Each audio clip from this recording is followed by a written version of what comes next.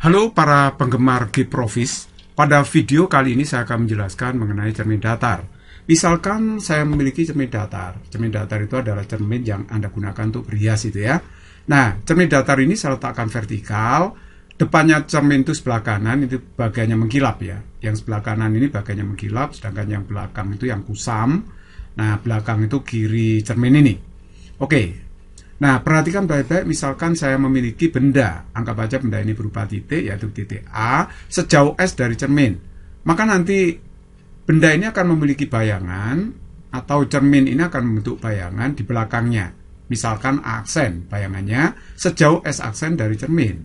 Maka secara nilai mutlak, S aksen itu pasti akan sama dengan S. Nah, kalau ditulis dalam bentuk rumus, S aksen itu sama dengan min S. Kenapa tandanya min? Karena bayangan yang dibentuk oleh cermin datar itu pasti bersifat maya. Makanya di sini tandanya min ya. Oke, jadi sifat bayangan yang dibentuk cermin datar itu maya atau virtual atau semu, tegak dan sama besar dengan benda.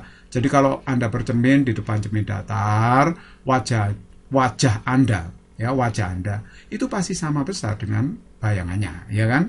Tidak mungkin lebih besar atau lebih kecil, kan? Apa yang dimaksud dengan bayangan maya? Bayangan maya itu artinya bayangan yang tak bisa ditangkap layar. Jadi kalau Anda bercermin pada cermin datar, bayangan mau Anda tangkap dengan layar ya tidak bisa ya, karena bayangan bersifat maya. Nah, sedangkan bayang nyata artinya bayangan yang bisa ditangkap layar. Contohnya kalau Anda melihat film di gedung bioskop, bayangan oleh lensa proyektor itu kan pada layar ya, diproyeksikan pada layar. Nah, itu namanya bayangan nyata karena bisa ditangkap layar. Jadi yang Anda tonton pada layar itu adalah bayangan nyata. Misalkan saya memiliki dua cermin berhadapan membentuk sudut alfa, kemudian ada benda titik, anggap aja titik P ya, di antara dua cermin tersebut. Maka titik P ini akan memiliki sejumlah bayangan. Nah, jumlah bayangannya adalah ini ya, 360 derajat per alfa min 1. Di mana N itu menyatakan jumlah bayangan, alfa itu sudut yang dibentuk dua cermin tersebut. Nah, terus kemudian perhatikan saya akan menjelaskan juga mengenai hukum pemantulan cahaya pada cermin datar. Kalau misalkan ada sinar datang pada cermin datar, itu pasti sinar akan dipantulkan. Dan N itu misalnya di sini menyatakan garis normal, SD itu sinar datang, SP itu sinar pantul. I sudut datang, R itu sudut pantul. Maka berdasarkan hukum pemantulan cahaya, sinar datang, sinar pantul, dan garis normal terletak pada satu bidang datar. Dalam hal ini berarti bidang gambar ya. Yang kedua adalah sudut datang sama dengan sudut pantul, atau I sama dengan R. Nah, untuk lebih jelasnya saya akan berikan contoh soal. Contoh soal yang pertama, Arman yang tingginya 160 cm berdiri di depan cermin datar yang menempel pada dinding vertikal. Berapakah tinggi cermin minimal agar Arman dapat melihat bayangan seluruh tubuhnya? Nah, ini sudah saya gambar, ini cerminnya ya. Nah, ini Arman berdiri, saya anggap aja sebagai anak panah, di mana U itu ubun-ubun Arman, M itu matanya, K itu adalah ujung kaki ya di sini. Oke, kalau kita mau melihat ubun-ubun, bagian yang paling atas dari tubuh, maka harus ada sinar dari ubun-ubun dipantulkan cermin ke mata. Nah, seperti ini. Dan ini harus berlaku hukum pemantulan cahaya. Sudut datang harus sama dengan sudut pantul. Jadi kalau sudut datang theta, sudut pantul theta, gitu kan ya. Oke, terus kemudian kalau ingin melihat ujung kaki, maka harus ada sinar pantul dari ujung kaki dipantulkan ke mata. Jadi seperti ini ya, dipantulkan ke mata. Dan ini harus berlaku hukum pemantulan cahaya. Kalau yang atas alfa, yang bawah juga alfa ya. Sudut datang sama dengan sudut pantul. Jadi sebenarnya panjang cermin minimal yang kita butuhkan ya cuma ini aja. Ini kan bagian yang paling atas yang bisa dilihat. Ini bagian yang terbawah yang bisa dilihat ya. Jadi kalau begitu panjang cermin minimal ya sepanjang ini. Saya beri nama L min. Jadi kalau secara matematis L min itu berarti nilainya kan setengah km. Ya. Setengah km, ini kan setengah km ya, ditambah dengan setengah mu. Setengah km ditambah dengan setengah mu. Atau setengahnya saya keluarkan, berarti setengah kali km plus mu. Sedangkan km ditambah mu itu adalah sama dengan tinggi badan Arman. Oleh sebab itu, karena tinggi badannya itu 160, saya masukkan hasilnya adalah 80 cm. Itulah panjang cermin minimal yang dibutuhkan. Nomor 2, Budi berdiri di depan cermin datar setinggi 30 cm yang diletakkan vertikal di atas meja. Tinggi meja 80 cm dan mata Budi terletak pada ketinggian 150 cm dari ujung kaki. Berapakah tinggi bayangan Budi yang terlihat pada cermin? Oke, kalau saya gambar seperti ini ya. Ini mejanya tingginya 80 cm, cerminnya diletakkan vertikal 30 cm. Oke. Nah, sedangkan badan Budi, ini saya gambar seperti garis saja ya. Nah, K itu ujung kakinya, sedangkan M itu matanya. Nah, kalau si Budi ini ingin melihat bayangan badan yang paling atas, maka harus ada sinar yang dipantulkan dari cermin bagian atas ke mata. Gitu ya. Nah, sinar ini berasal dari sini, jadi dari badan. Jadi sinar dipantulkan dari bagian badan yang teratas ke cermin, lalu kemudian dipantulkan ke mata. Baru mata bisa melihat bayangan bagian badan yang paling atas.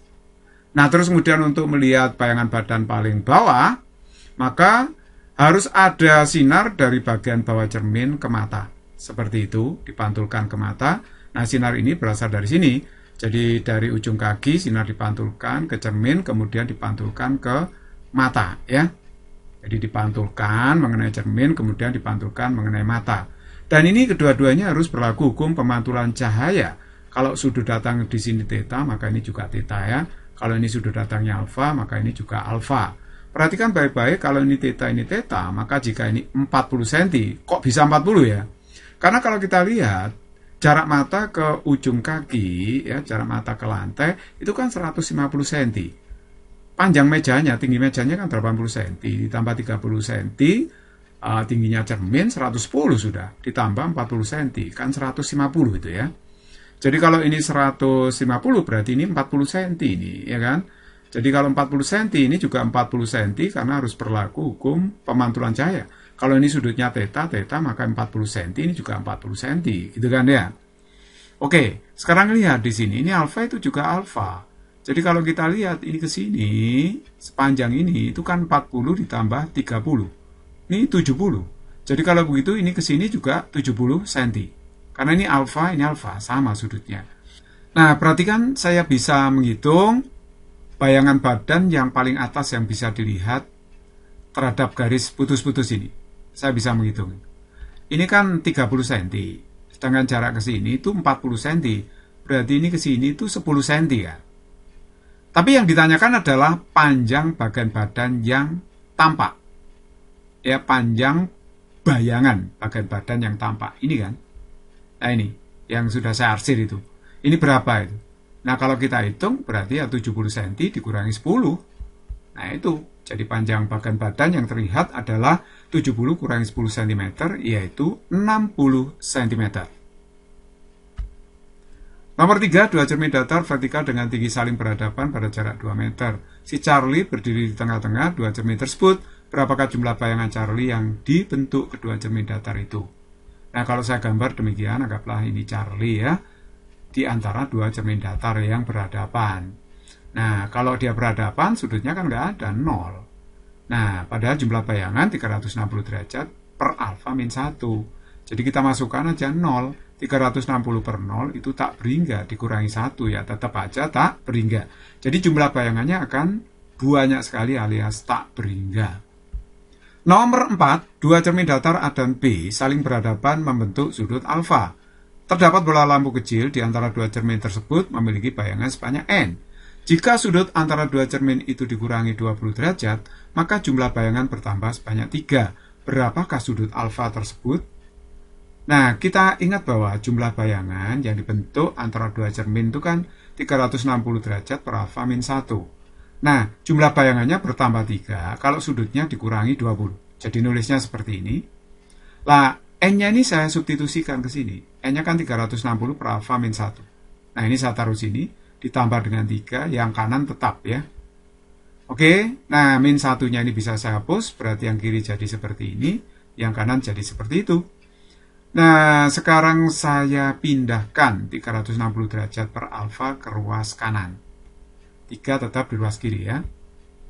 Nah, terus kemudian di sini saya samakan penyebutnya, ini saya kalikan aja, alfa min 20 kali alfa. Terus yang atas berarti 360 derajat kali alfa dikurangi 360 derajat kalikan dalam kurung alfa min 20 derajat.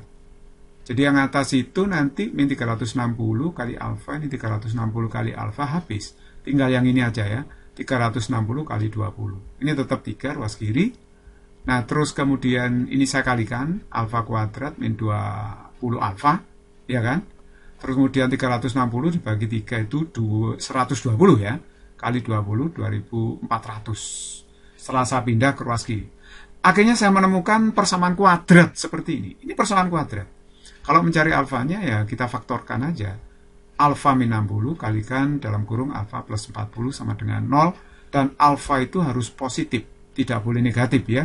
Jadi alfanya di sini adalah 60 derajat yang memenuhi syarat. Jadi kalau begitu, cermin itu berhadapan dengan sudut alfa 60 derajat. Music is very easy and fun.